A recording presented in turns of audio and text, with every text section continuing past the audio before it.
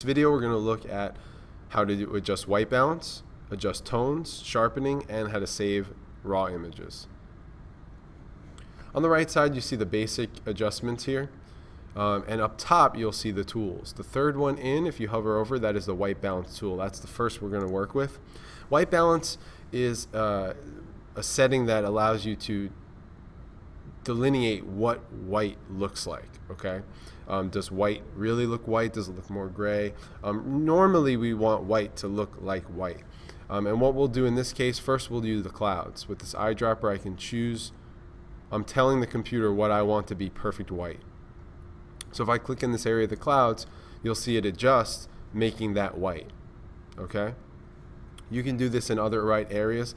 But the clouds are a little bit washed out or mixed with the blue background, so I might do this white sign down the middle. If you go back to the zoom tool, I'll click down here and zoom into the sign. Go back to the white balance, again click the sign. You'll see that becomes white, and we're left with a slightly more balanced image. That's one way to adjust white balance. The other thing you can do is, in this adjustments basic panel, you can do it manually by changing the temperature. Color temperature is what makes a image whether it feels cool or warm. So if I move this to the blue side, you'll see it becomes a much more cold looking image. If I move it to the right, it really warms it up and gives it more of a yellow orange tone. But we also have presets which are very helpful. In this case, you'll see it's a bit cloudy, so I'm going to choose the cloudy option, which is usually pretty accurate based on the conditions that you were taking the picture in. Okay, so that's white balance. Next, let's look at sharpening. This is the basic, and if you follow my mouse, tone and then detail. The third one in, these little triangles, click on that. That's going to bring us to the detail, which gives us sharpening and noise reduction. Let's use the zoom tool to zoom in to the top where you see some birds up here under the cross. Sharpening is what makes an image more or less crisp or more or less in focus. And the amount is, as you see, if I drag this amount to the left, it becomes a little more blurry. If I drag it more to the right, it really becomes too sharp. So there is such thing as too sharp. So what I'm going to do is bring this around 90 and then adjust some of the other things to see how it affects it. So with the radius, it changes the radius of the pixels that are going to be affected by the sharpening. So really what you want to do is just move these sliders up and down so you can see the effect that they have. And the masking, the same thing, it sort of changes the amount of sharpening that happens around each pixel. So once you have it set to something that you like, you can leave that. Let's go back to the basic tab and look at tonal adjustments. And let's zoom back out by holding Alt, and you see the zoom comes back to a minus. Underneath the tint, you will see an auto button. Click that, and it automatically adjusts the tone. That's one way to do it, but let's show you the manual way to do it as well. So let's press default to go back to the defaults. Okay, make sure we have this set on cloudy again, and we'll change some of these numbers ourselves.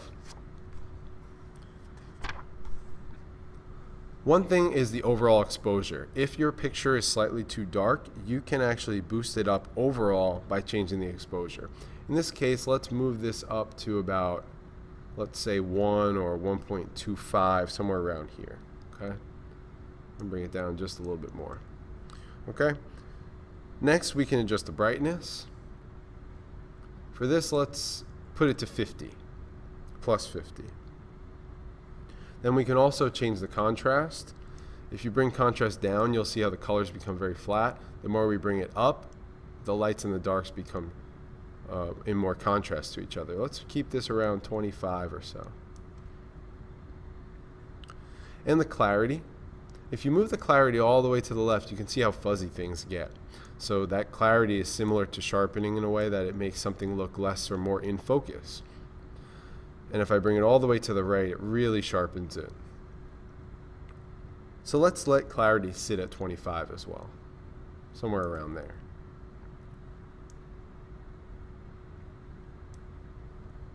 Vibrance and saturation have to do with the colors. So we can take saturation and bring it up, and you'll see the colors become more deep. But for this, we can leave it around 0 or 1, somewhere around there was good. Vibrance also just kind of intensifies the colors without actually saturating them. So change these color options until you like the way it looks. I'm going to leave it right here, +10 and +1 on saturation. Actually, I'm going to bring the saturation up just a bit more, maybe to about 5 or 6. Okay, there is how I like my image. So what we can do is we can synchronize the settings that we created for this among these 3 similar images. If you click through, you'll see we have 2 other images that were taken under very similar conditions, and we can take the settings that we created for this one and synchronize them throughout. First, what you want to do is go to the top left here where it says select all. That will select all the pictures I have here, and if I press the synchronize button and leave all of this checked, press OK, it's going to create the same settings across all 3 pictures. So now these should match. This is a nice thing to use if you're creating a photo album of similar pictures, or you're creating a panoramic image and you want all the settings and the colors to match. Now we want to save by choosing Save Image down here. But first, if we want to save all 3, we want to select all and then Save Images. Okay? If we leave this same location, it's going to save right into that same folder that we had copied onto our student account, which is exactly what you want to do. And you can change the formats of whatever you want. So in this case, let's leave it as digital negative, and the compatibility, let's leave it at 6.6. Just understand that this is the minimum compatibility. If you want to have maximum compatibility, that means the more programs could be used. We want to go all the way down to the lower number so that all older versions will be compatible. In this case, let's leave it there. Let's change the JPEG to, let's make this a JPEG instead with the high quality. Okay, this is another thing you can do. So let's save those as JPEGs.